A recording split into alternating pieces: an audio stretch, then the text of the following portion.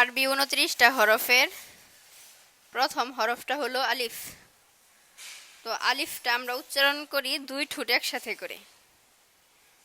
এটা একদমই ভুল। এটা সঠিক নিয়ম হলো আমাদের সামনের উপরের বড় যে দুইটা দাঁত আছে, ওই বড় দুই দাঁতের আগা আর নিচের ঠোঁটের পেট একসাথে মিলিয়ে উচ্চারণ করতে হয় আলিফ। আলিফ।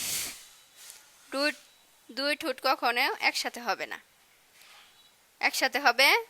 আবার মনে রাখেন, উপরের বড় দুই দাঁতের আগা, নিচের ঠোঁটের পেট, অর্থাৎ নিচের ঠোঁটের মাঝ বরাবর মাঝখানে আলিফ। চেষ্টা করেন আলিফ। তারপরে যে হরফটা হলো সেটা হলো বা। বাটা আমরা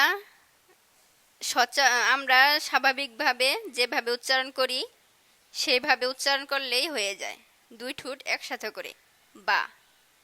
বা শুকনা ঠোঁটের শুকনা জায়গা থেকে উচ্চারিত হয় বা।